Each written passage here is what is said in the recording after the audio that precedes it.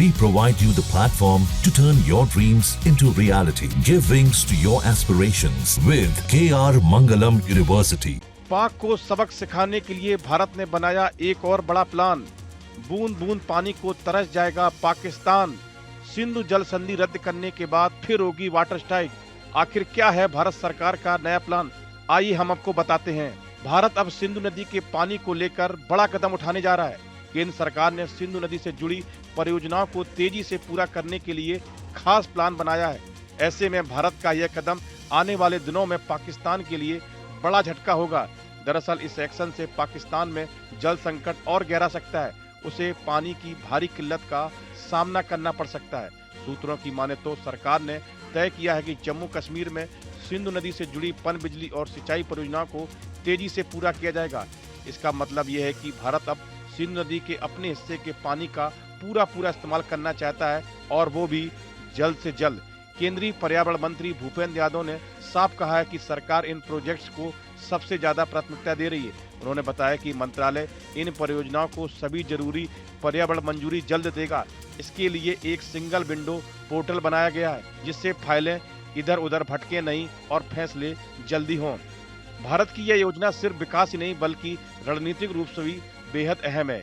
इन परियोजनाओं से एक तरफ देश को बिजली मिलेगी, खेतों में सिंचाई होगी और पानी की कमी दूर होगी। वहीं दूसरी ओर यह भारत का पाकिस्तान को एक और कड़ा संदेश भी होगा। भारत सिंधु जल संधि के तहत अपने अधिकारों का अब पूरा उपयोग करना चाहता है। केंद्रीय पर्यावरण मंत्री ने बताया कि मंत्रालय यह सुनिश्चित करेगा कि इन परियोजनाओं के लिए सभी ग्रीन क्लियरेंस तेजी से दिए जाएं। साथ ही मूल्यांकन प्रक्रिया में तय मानकों का पूरा ध्यान रखा जाएगा। इसका मतलब यह है कि सरकार पर्यावरण को ध्यान में रखते हुए जल्द से जल्द इन प्रोजेक्ट्स को पूरा करना चाहती है। सरकार के अनुसार सिर्फ पन बिजली परियोजनाएं ही नहीं बल्कि सिंचाई और पानी जमा करने की योजनाओं को भी सरकार जल्दी से मंजूरी देगी। पन बिजली परियोजनाएं बिजली बनाने के साथ साथ पानी जमा करने में भी मदद करेगी। पूरी स्टेज सेकंड, किरथई सेकंड और साबलकोट जैसी पन बिजली परियोजनाएं अभी मंजूरी का इंतजार कर रही हैं। इन परियोजनाओं से बिजली तो मिलेगी, साथ ही पानी जमा करने के लिए जलाशय भी बनेंगे। इससे इलाके में पानी की समस्या दूर होगी। पर्यावरण मंत्रालय ने पहले ही ग्रीन क्लियरेंस की प्रक्रिया को तेज करने के लिए कई कदम उठाए हैं। इसके लिए एक सिंगल विंडो पोर्टल भी बनाया गया है। इससे देश को कई फायदे होंगे।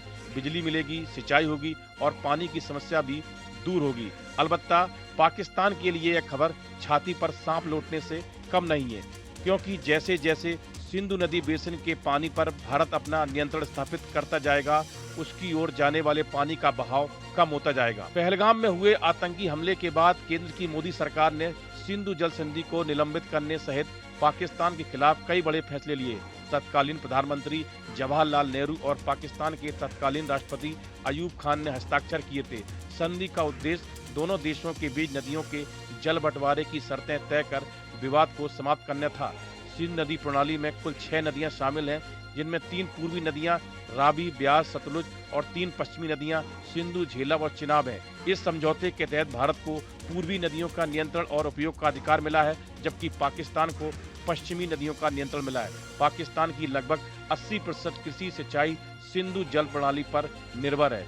सिंधु जल समझौता पर भारत ने रोक लगाने से पाकिस्तान में सिंधु नदी में पानी नहीं पहुंच पाएगा, जिससे जल संकट पैदा होगा और उसका सीधा असर वहां की खेती पर पड़ेगा। इस वीडियो में फिलहाल इतना ही। आप बने रहिए न्यूज़ नेशन के डिजिटल प्लेटफॉर्म के साथ। जहां भक्ति है हर शब्द में, कथाओं में छुपे हैं दिव्य रहस्य और ज्योतिष देता है जीवन को दिशा। धर्म से जुड़ी हर बातों को जानने के लिए हमारे चैनल स्तुति को सब्सक्राइब करें।